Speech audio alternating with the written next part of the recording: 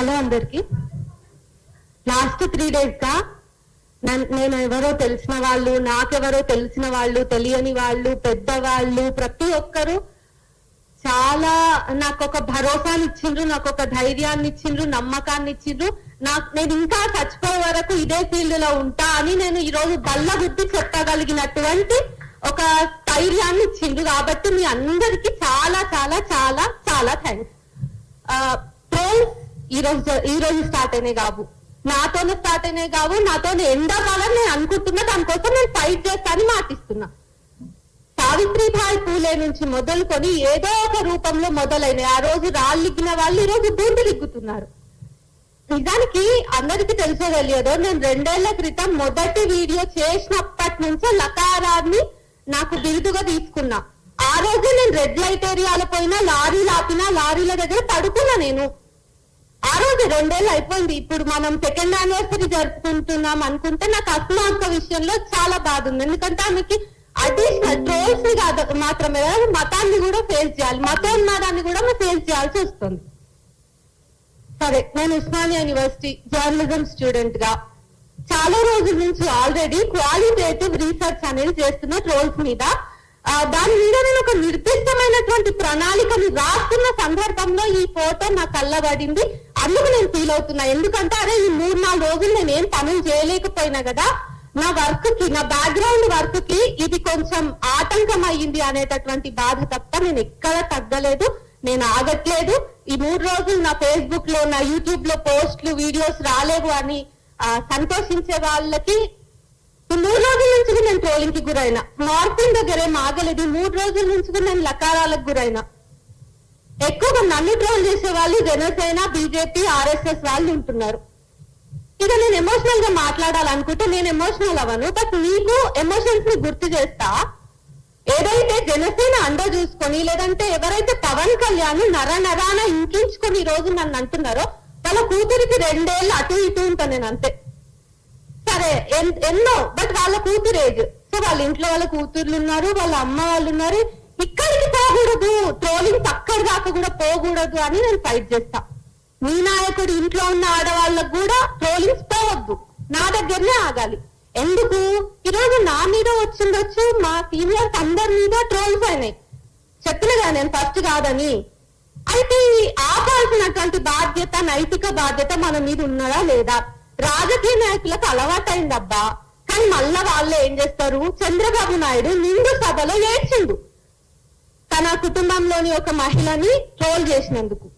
అట్లా రోజా మీద జరిగినాయి, ఇంకొకరి మీద జరిగినాయి, ఆల్ పొలిటికల్ పార్టీస్ లో ఉన్న మహిళల మీద జరిగినాయి. వాళ్ళ మీద కూడా నేను, అంటే వాళ్ళకి ట్రోల్స్ జరగొద్దు అని కూడా నేను పోరాటం చేస్తా. ఎందుకు? ట్రోల్స్ అనేది ప్రతి అమ్మాయికి, ఎవరికి ట్రోల్స్ జరిగిన ట్రోల్సే కదా. వాళ్ళందరి మీద మాట్లాడే నైతిక బాధ్యత నాకుంది. కానీ అంత చిత్తశుద్ధి నన్ను ట్రోల్ చేస్తున్న వాళ్ళకు ఉందా లేదా అనేది నా ప్రశ్న. అయితే చెప్పినా కదా చాలా రోజుల నుంచి ఉందని. ఒక 1 year 1.5 year బ్యాక్ నేను ప్రశ్న రావణ్ కలిసినప్పుడు ఒక టాపిక్ మీద, మేము చాలా కంటెంట్ మీద డిస్కషన్ కి కలిసినప్పుడు ఫోటో ఫేస్బుక్ లో పెట్టినాం. దాన్ని పట్టుకొని శివాజీ గల్లా అనేటోడు కలుసుకున్నారు అని లవ్ సింబల్ పెట్టి, కలుసుకున్నారు అని కోట్ చేసి వేసుకున్నారు ఇది పక్కకెట్ట. ఆ కామెంట్ సెక్షన్ అంతా బూతులు. నేను ఒక ప్రొఫెషనలిస్ట్ దగ్గర అంటే రీసెర్చ్ చేస్తున్నాను చెప్పిన కదా, నా మీద ట్రోల్స్ ని కాదు, నేను ఇక్కడ కూర్చున్న వాళ్ళలో చాలా మంది మీద జరుగుతున్న ట్రోల్స్ ని కూడా నేను నా రీసెర్చ్ లో భాగంగా చేసుకున్నా. అవన్నీ కూడా నేను అనలైజ్ చేస్తున్నప్పుడు ఒక ప్రొఫెషనలిస్ట్, ఒక సైకాలజిస్ట్, ఒక అడ్వకేట్ నా పక్కన కూర్చున్నప్పుడు వాళ్ళకి నేను అవి చదివి వినిపించలేనంత దారుణమైన, అసభ్యకరమైనటువంటి పదజాలం అందులో ఉంది. ఇది గుర్తుపెట్టుకోండి. అయితే ప్రొవోకేటివ్ గా ఉండాలా, ఎలా డీల్ చేయాలి అనేది ఇది నాకు 2 ఏళ్ల నుంచి ఉన్నటువంటి ప్రశ్న. ఎందుకంటే నాదేముందబ్బా, ఆల్రెడీ వాళ్ళందరి దృష్టిలో నేను బరితెగించిన. సరే, నేను బరితెగించిన, కానీ తర్వాత రావాల్సిన ఆడపిల్లల పరిస్థితి ఏంటి? ఈ హాల్లో కూడా మహిళల సంఖ్య తక్కువనే ఉంది. మహిళా జర్నలిస్ట్ ఆర్గనైజ్ చేసినటువంటి సభ ఇది. సో నా ఏజ్ వాళ్ళు ఇంకా ఎక్కువ మంది ఉండాలని నేను కోరుకుంటా. నా ఏజ్ వాళ్ళని ఇంకా ఎక్కువ మందిని ఇక్కడ చూడాలంటే దానికోసం నేను ఏమైనా వర్క్ చేయగలనా? నేను ఆల్రెడీ పడ్డదాన్ని కదా, రాళ్ళు పడ్డాయి కదా నాకు. దాని మీద నేను ఫంక్షన్ చేస్తున్నా. ఎట్టి పరిస్థితుల్లో నేను మాట్లాడడాన్ని ఆపేటటువంటి ఉద్దేశంలో అయితే అస్సలు లేను. అయితే యుద్ధం వాళ్ళు చేస్తున్నారు, మనము చేస్తున్నాము. మన ఆయుధాలు వేరు, మన ఆయుధాలు నిజాలు. మన ఆయుధాల వెనుక చాలా చాలా వ్యవస్థాగతమైన తప్పులు ఉన్నాయి, వాటిని మనం ఎత్తి చూపిస్తున్నాం. వాళ్ళ ఆయుధాలు మళ్ళీ అమ్మలు మనమే, అమ్మలం, అక్కలం, లకారాలం, ఇంకా ఇంకా ఏవేవో వస్తాయి. యుద్ధం ఒకటే అయినా మన ఆయుధాలు వేరు. అయితే నేను రీసెంట్ గా పరకాల ప్రభాకర్ గారి ఒక మీటింగ్ అటెండ్ అయినా. అది క్లోజ్డ్ మీటింగ్, సెలెక్టెడ్ మెంబర్స్ ఉన్నారు. SIR మీద జరిగిన మీటింగ్ అది. బీజేపీ వచ్చిన తర్వాత ఎట్లా ఇష్యూస్ నార్మలైజ్ అయినాయి, మనుషుల్ని చంపడం నార్మలైజ్ అయింది, రేపిస్టులని సన్మానించడం నార్మలైజ్ అయింది, పక్కన ఉన్నటువంటి వ్యక్తిని డౌట్ పడడం మతం పేరు మీద, అన్ని నార్మలైజ్ అయినాయి. అట్లనే ట్రోలింగ్ కూడా నార్మలైజ్ అయింది. అది కావద్దు అనేది నా బాధ. ట్రోలింగ్ ని కూడా మనం నార్మల్ గా తీసుకుంటే పోలీస్ స్టేషన్ లకు పోయినాక కేసు పెట్టేటప్పుడు కేసు FIR అవ్వకుండా పోలీసులు ఏమంటారంటే, నువ్వు కొంచెం తక్కువ మాట్లాడు, నీ విధానాన్ని మార్చుకో. ఏం మార్చుకోవాలి? ఇది ధర్మాగ్రహం అయినప్పుడు నేను నా విధానాన్ని ఏం మార్చుకోవాలి, ఎట్లా మార్చుకోవాలి? అందరి ఇళ్లలో ఉన్న ఆడవాళ్ళకే వస్తుంది. మళ్ళీ మగవాళ్ళు కూడా విట్టించే, కానీ వాళ్ళని తిట్లలో కూడా వాళ్ళ ఇంట్లో ఆడవాళ్ళు ఉంటారు. మళ్ళీ ఇది అన్ని పార్టీలలో జరిగేదే. వైఎస్ఆర్ ఉన్నప్పుడు, అదే జగన్ ఉన్నప్పుడు అతని మీద వీడియోస్ చేసిన ఏ పార్టీ వాళ్ళు ఉన్నా, ఇప్పుడు కాంగ్రెస్ మీద మాట్లాడుతున్నా, బీజేపీ మీద ఎవరైనా మాట్లాడుతున్నప్పుడు, కానీ వీళ్ళ మోకకే ఎందుకు ఇంత వస్తుంది? ఆర్గనైజ్డ్ గా జరుగుతుంది అని చాలా మంది చెప్పిండ్రు, నేను ఒప్పుకుంటా. కానీ ప్రొవోకేటివ్ గానే రెస్పాండ్ అవ్వడం ట్రోల్ కి ట్రోల్ సమాధానం కాదు అని నేను అనుకుంటున్నా. ఎందుకంటే వాళ్ళతో వ్యవస్థ ఉంది. వాళ్ళు పెడితే కేసు తొందరగా FIR అవుతుంది. వాళ్ళు పోలీస్ స్టేషన్ కి తిరగకుండానే FIRలు అవుతాయి. మనలాంటి వాళ్ళము ఒక 3 రోజులు పోలీస్ స్టేషన్ కి వెళ్తాం. అక్కడ ఏమేమి టాపిక్స్ వస్తాయంటే, తగ్గించుకోవచ్చు కదా, కొంచెం మీ కంప్లైంట్ లెటర్ లో మార్చు, కొన్ని పదాలు మార్చు, ఇవి తీసేయి, నా కులం అడ్డం వస్తాయి, మళ్ళీ ఇట్లా మల్టిపుల్ ఆస్పెక్ట్స్ అడ్డం వస్తాయి. మనం ఏమైనా చేయాలంటే వాళ్ళకి వ్యవస్థ వాళ్ళ చేతుల్లో ఉంది కాబట్టి మనం ట్రోల్ నే వాళ్ళకి అంటే ప్రతిదాడిగా ట్రోల్ నే మనం తీసుకుంటే మనం ఫెయిల్ అవుతాం. వాళ్ళ దగ్గర వ్యవస్థాగతమైనటువంటి బిల్స్ అవి కూడా ఇన్ఫాక్ట్ రాజ్యాంగానికి సంబంధించినటువంటి సంస్థలు కూడా వాళ్ళ చేతుల్లోనే ఉన్నాయి కదా. కాబట్టి మనం ట్రోల్ ని ఎప్పుడు కూడా పెట్టొద్దు. అండ్ ఇంకొకటి ఏంటంటే, డెమోక్రాటిక్ స్పేస్ పోతుంది అనేది నా బాధ అంతా. నన్నేదో అంటున్నారు అంటే కాదు. ఇప్పుడు నేనైనా వాళ్ళైనా, నేను ఒక డైలాగ్ పెట్టినా, నేను ఒక చర్చ పెట్టినా, మోదీ వైఫల్యాలు, సరే నేను ఒకటి చెప్తా, మీరు మాట్లాడండి, అభ్యంతరాలు ఉన్నాయా? మోదీ వైఫల్యాలని, ఇగో ఇది నువ్వు అబద్ధం చెప్పిన అమ్మా, ఇగో ఇది ప్రూఫ్, లేకపోతే ఇది తప్పమ్మా, నువ్వు సరి చేసుకో అని చెప్పాలి. నేనేదో చేసుకుంటా, నేను రీసెర్చ్ ఇంకా గట్టిగా చేస్తాను. నెక్స్ట్ టైం చేసే వీడియోలో ఫ్యాక్ట్స్ ని పట్టుకొని వచ్చే ప్రయత్నం చేస్తా. కానీ లకారాలు ఎందుకు వస్తున్నాయి? కొన్ని ఇయర్స్, ఒక 2 years బ్యాకే నలుగురు ఉంటాం. రఘు అన్న ఉంటారు, తులసి అక్క ఉంటది, ప్రశ్న రావని ఉంటారు, నేనుంటా. మా నలుగురు ముఖాలు ఉంటాయి, మాకు మొండాలు ఉండవు. కుక్క ఉంటది, కుక్క. కొన్నిసార్లు అవి గొర్రెలు అవుతాయి. అసలు వాళ్ళు ఇష్టమైనటువంటి జంతువుల శరీరాలంతా మావైతాయి. కానీ మీరు చూడండి, గొర్రె శరీరాన్ని మాకు ఆపాదించిన, కుక్క శరీరాన్ని మాకు ఆపాదించిన, మా బ్రెయిన్ మాత్రమే మీ ఇష్యూ. మా బ్రెయిన్స్ మీ ఇష్యూ, కానీ మా బ్రెయిన్స్ అసలు చచ్చిపోవు కదా. సో ఎప్పుడు విప్లవశ్రీ ఒక్కటే ఉండదు, స్టేజ్ మీద ఇంకా చాలా మంది రావాలి.